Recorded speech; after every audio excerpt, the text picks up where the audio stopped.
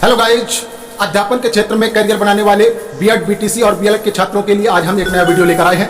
दोस्तों, आगे बढ़ने से पहले इस चैनल को सब्सक्राइब कर लीजिए और बेल आइकन को प्रेस कर दीजिए ताकि हमारी सभी वीडियो की नोटिफिकेशन आप तक पहुंचती रहे और आप सभी सूचनाओं से अपडेट होते रहें। दोस्तों, इस वीडियो में अंत तक बने रहिए क्योंकि इस वीडियो के माध्यम से हम बीएलएड प्रथम वर्ष के छात्रों के लिए भाषा के स्वरूप का फर्स्ट यूनिट का फर्स्ट चैप्टर लेकर आए। दोस्तों, इस वीडियो में अंत तक जरूर बने रहिए क्योंकि इस वीडियो के माध्यम से आज से हम एक नया कोर्स भाषा का स्वरूप स्टार्ट कर रहे हैं, जिसके पहले यूनिट के पहले चैप्टर को इसमें पूरी तरीके से समझाया और बताया गया है।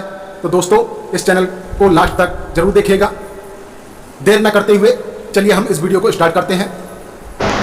आपको पहले हमने बताया था कि भाषा का विकास प्राचीन काल से लेकर मध्यकाल से लेकर आधुनिक काल तक किस प्रकार से हुआ। अब भाषा के बारे में जब हम पढ़ते हैं, उसको जानना चाहते हैं कि है क्या, तो सबसे पहले हमें ये जानना जरूरी होता है कि भाषा है क्या। उसके लिए सबसे पहले उसका एक अर्थ, कि भाषा का शाब्दिक अर्थ है क्या। जैसा कि आप लोग कह सकते हैं कि भाषा क्या है। भाषा मानव मुख से उच्चारित वह ध्वनि संकेत है जो मानव के विचार दूसरे मानव को अभिव्यक्त करता है या व्यक्त करता है, उसका एक साधन या माध्यम है। तो आप कह सकते हैं कि हमारे बहुत सारे विद्वानों और भाषा शास्त्रियों ने जो रिसर्च की है, खोज की है, अनुसंधान किया है भाषा के संबंध में, उन्होंने अपने अपने मतानुसार अपने अपने विचार प्रकट किए हैं। किसी विद्वान ने कहा है कि भाषा मानव विचारों को अभिव्यक्त करने का साधन है। किसी विद्वान ने कहा है कि भाषा मानव मुख से उच्चारित ध्वनि संकेत है। किसी ने कहा है कि भाषा मानव और मानव के मध्य परस्पर आदान प्रदान या विचार विमर्श का एक माध्यम है। तो जैसा कि हमने पहले बताया था कि भाषा का मेन शाब्दिक अर्थ यही है, क्योंकि भाषा ने मानव को आगे बढ़ने का अवसर प्रदान किया है। अगर भाषा न होती तो ना मानव अपना विकास कर पाता, ना वह समाज को एकजुट कर पाता है। यानी कि भाषा और समाज दोनों एक ही सिक्के के पहलू हैं, और भाषा को अगर समाज से अलग कर दिया जाए तो समाज का कोई अस्तित्व नहीं रहता, और समाज को अगर भाषा से अलग कर दिया जाए तो समाज का कोई अस्तित्व नहीं रहता। तो कहने का तात्पर्य यही है कि भाषा और समाज एक ही सिक्के के दो पहलू हैं जो एक दूसरे से जुड़े हुए हैं। अगर एक को उससे अलग किया जाएगा तो दूसरे का विकास अवरुद्ध हो जाएगा। तो भाषा का मेन शाब्दिक अर्थ यही है कि भाषा वह व्यापार है या वह बिजनेस है या वह माध्यम है, वह साधन है जिसमें हम वर्णात्मक या ध्वनात्मक शब्दों के द्वारा अपने विचारों को व्यक्त करते हैं, है ना। मानव भावों की अभिव्यक्ति का एक महत्वपूर्ण माध्यम है जो विचार विनिमय, चर्चा, विचार विमर्श, तर्क वितर्क करने का एक जरिया है। अगर भाषा न होती तो मानव दूसरे मानव से संपर्क स्थापित नहीं कर पाता, मानव अपने विचारों को दूसरे मानव से व्यक्त नहीं कर पाता। तो जो भाषा ने एक प्लेटफार्म दिया है, जो एक माध्यम और साधन का काम किया है, वह दूसरा कोई और नहीं कर सकता था। इसीलिए भाषा मानव का मानव से परिचय कराता है, संबंध जोड़ता है, समाज में उसको आगे बढ़ने का अवसर प्रदान करता है ना। उसके संबंध में बहुत सारे विद्वानों ने अपने अपने विचार प्रकट किए हैं, अपने अपने मत व्यक्त किए हैं, जिन्हें हम दो कैटेगरियों में बांट सकते हैं, दो भागों में बांटकर देख सकते हैं। एक भारतीय विद्वानों द्वारा दी गई परिभाषाएं और दूसरा है पाश्चात्य यानी कि प्राचीन विद्वानों द्वारा दी गई परिभाषाएं। तो भारतीय विद्वानों में आपके पृथ्वीनाथ पांडेय, कामता प्रसाद गुरु, महर्षि पतंजलि, बाबूराम सक्सेना, बहुत सारे यानी कि विद्वान हैं जिन्होंने भाषा के क्षेत्र में कार्य किया है और भाषा के संबंध में अपने विचार प्रकट किए हैं। उन्हीं में से हमारे कामता प्रसाद गुरु जी ने कहा है कि भाषा वह साधन है जिसके द्वारा मनुष्य अपने विचार दूसरों पर भली भांति प्रकट कर सकता है। अर्थात भाषा वह माध्यम है, वह साधन है जिसके द्वारा मानव अपने विचारों को दूसरे व्यक्ति के समक्ष प्रकट करता है।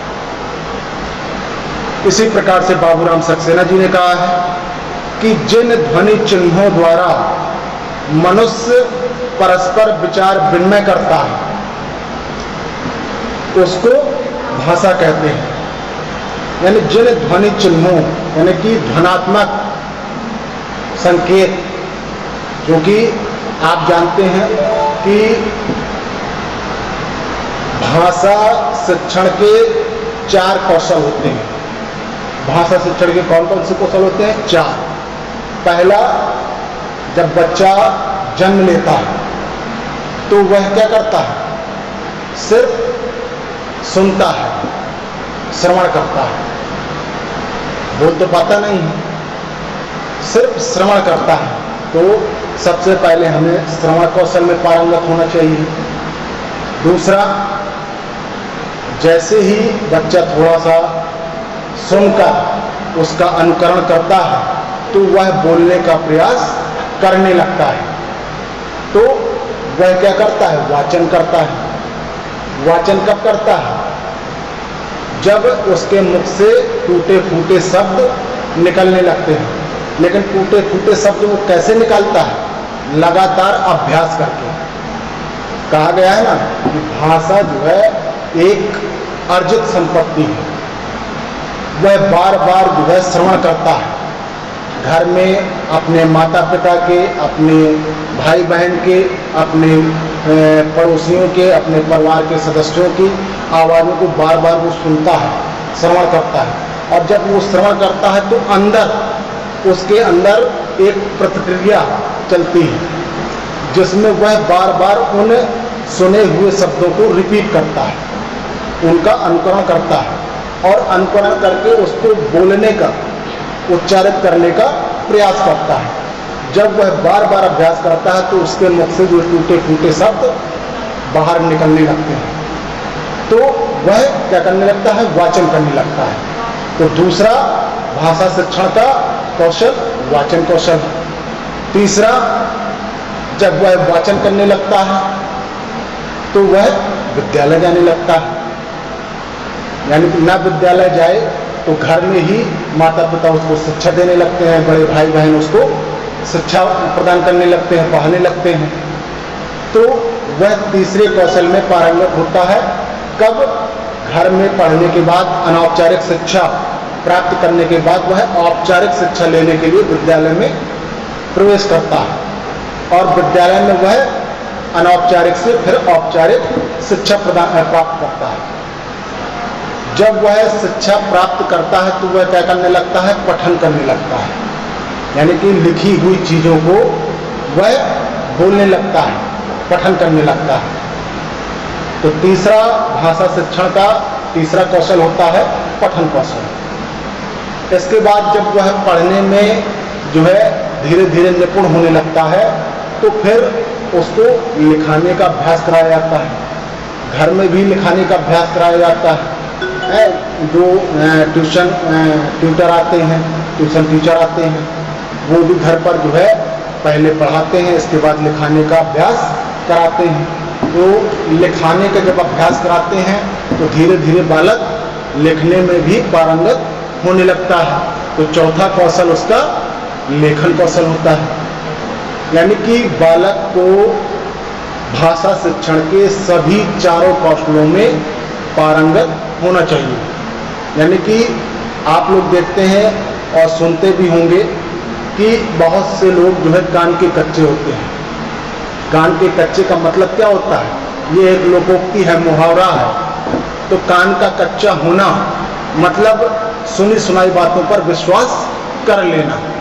यानी कि आपसे नहीं पूछना है, खुद से विचार नहीं करना है। किसी ने कहा कि जो है वो मर गया, सीधे आकर घर में चारों ओर प्रचार प्रसार कर देना है कि वो मर गया। ना स्वयं विचार करना है और ना दूसरों से पूछना है ना। तो यानी कि हमें सभी चार कौशलों में पारंगत होना चाहिए। और जो व्यक्ति इन चार कौशलों में पारंगत हो जाता है वह भाषा शिक्षा को अच्छे तरीके से अर्जित कर लेता है, प्राप्त कर लेता है। वह अच्छे तरीके से उसको सीख लेता है, अधिगम कर लेता है। समझ रहे हैं?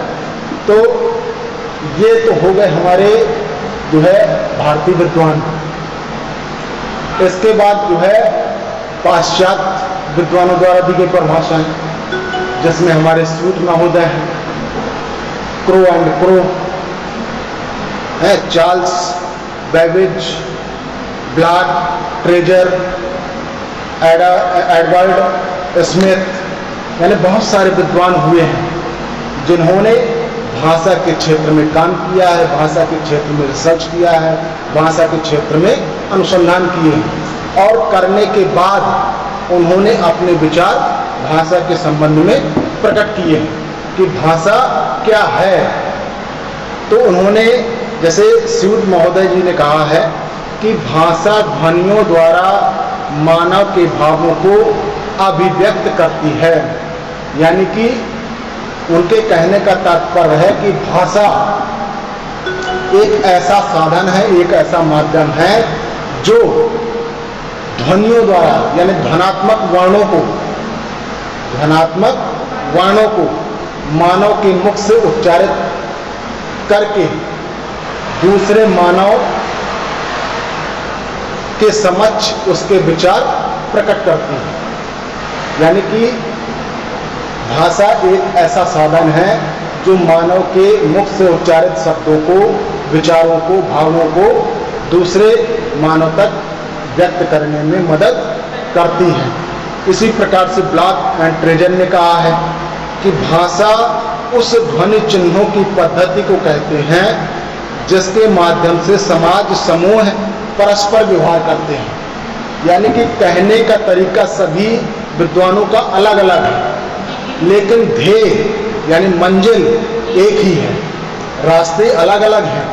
सभी विद्वानों ने अपने अपने हिसाब से अपने अपने विचार प्रकट किए हैं, लेकिन पहुंचे सभी एक ही मंजिल पर हैं। सभी ने माना है कि भाषा एक ऐसा सशक्त माध्यम है, एक ऐसा मजबूत साधन है जो मानव के भावों को, विचारों को, अनुभवों को दूसरे मानव तक अभिव्यक्त करने में, प्रकट करने में मदद करते हैं। ये तो हो गई भाषा का अर्थ।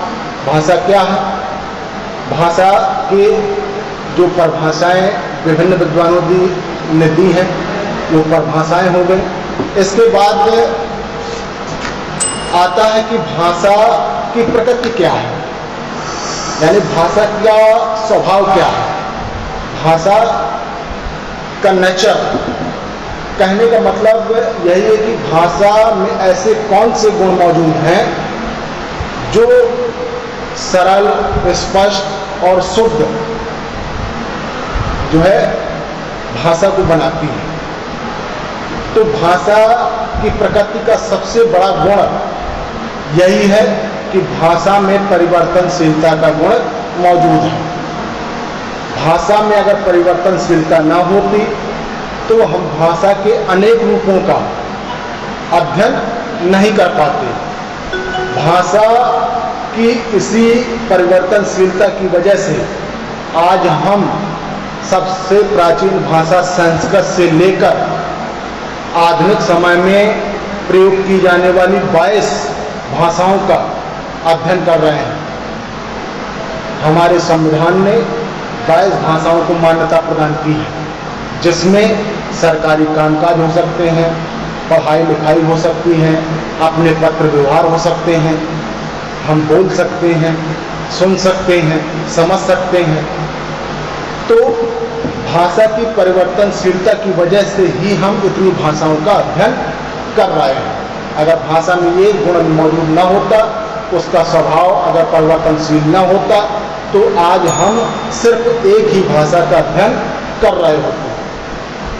आज आप लोगों ने देखा होगा कि अंग्रेजी और हिंदी दोनों भाषाओं को मिलाकर एक नई भाषा तैयार की गई है, इंग्लिश भाषा, जिसमें आप इंग्लिश में टाइप करेंगे और लिखेगा हिंदी में।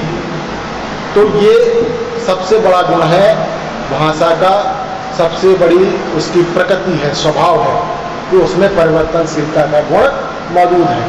दूसरा, भाषा एक अर्जित संपत्ति है। जैसा कि हमने बताया कि भाषा को आप जितना पढ़ेंगे, अभ्यास करेंगे, सीखेंगे, अधिगम करेंगे, उतनी ही अच्छे तरीके से आप उसको अर्जित कर सकते हैं। यानी भाषा को सिर्फ अभ्यास के माध्यम से ही हम अर्जित कर सकते हैं, सीख सकते हैं। अगर हम भाषा के बारे में अभ्यास नहीं करेंगे, भाषा को सीखेंगे नहीं, तो भाषा कभी भी हमारे मन मस्तिष्क में स्टोर नहीं होगी, कभी जो है हम उसको अर्जित नहीं कर पाएंगे। इसीलिए भाषा का दूसरा गुण है, दूसरी प्रकृति है कि भाषा एक अर्जित संपत्ति है। तीसरा गुण या तीसरी प्रकृति इसकी ये है कि भाषा पैतृक संपत्ति नहीं है। पैतृक संपत्ति कौन सी होती है? जैसे हमारे माता पिता, नाना नानी, बाबा दादी, इनकी जो पैतृक संपत्तियां होती हैं, जमीन जायदाद, घर, खेत खलिहान, रुपया पैसा, सोना चांदी, ये सभी पैतृक संपत्तियां होती हैं जो हमें अपने पूर्वजों से मिलती रहती हैं। लेकिन भाषा पैतृक संपत्ति नहीं है। भाषा को आप जितना अर्जित करेंगे, भाषा पर आपकी पकड़ उतनी ही मजबूत होगी। ऐसा नहीं है कि आपके माता पिता या आपके पूर्वज अच्छे वक्ता हैं, कवि हैं, लेखक हैं, तो आप भी उतने ही अच्छे व्यक्ति हों। इसीलिए भाषा को पैतृक संपत्ति नहीं बताया गया। तीसरा गुण हो गया। चौथा गुण ये है कि भाषा और विचार दोनों में अटूट संबंध होता है। यानी कि भाषा तो बहुत लोगों की है, यानी कि मानव की भी भाषा होती है, पशु पक्षियों की भी भाषा होती है, लेकिन विचार युक्त भाषा सिर्फ मनुष्य की होती है। मनुष्य ही एक ऐसा प्राणी है जिसके मन में विचार उत्पन्न होते हैं, और जब विचार उत्पन्न होते हैं तो उसको भाषा रूपी ध्वनात्मक शब्दों में वह व्यक्त करता है। पशु पक्षी के अंदर विचार का गुण मौजूद नहीं होता, इसलिए वह सिर्फ ध्वनि करता है, यानी उसकी भाषा है लेकिन उसका विचार युक्त भाषा नहीं होती। मानव ही एक ऐसा प्राणी है जिसमें विचार उत्पन्न होते हैं और उन विचारों को वह ध्वनात्मक या वर्णात्मक शब्दों के रूप में दूसरे व्यक्ति के मध्य व्यक्त करता है। चौथा गुण होता है इसका कि भाषा का संबंध परंपरा से। परंपरा से मतलब होता है कि भाषा की प्रकृति। दोस्तों, इस चैनल को सब्सक्राइब करने के साथ साथ लाइक और शेयर जरूर करते रहिएगा, क्योंकि बहुत सारे छात्र अलग अलग यूनिवर्सिटियों में, कॉलेजों में अध्यापन का प्रशिक्षण ले रहे हैं, बीएलएड कर रहे हैं, और उनको भाषा के स्वरूप का पहला यूनिट का पहला चैप्टर का पहला वीडियो प्राप्त हो जाए और सभी इस वीडियो के माध्यम से लाभान्वित हो जाएं। धन्यवाद दोस्तों।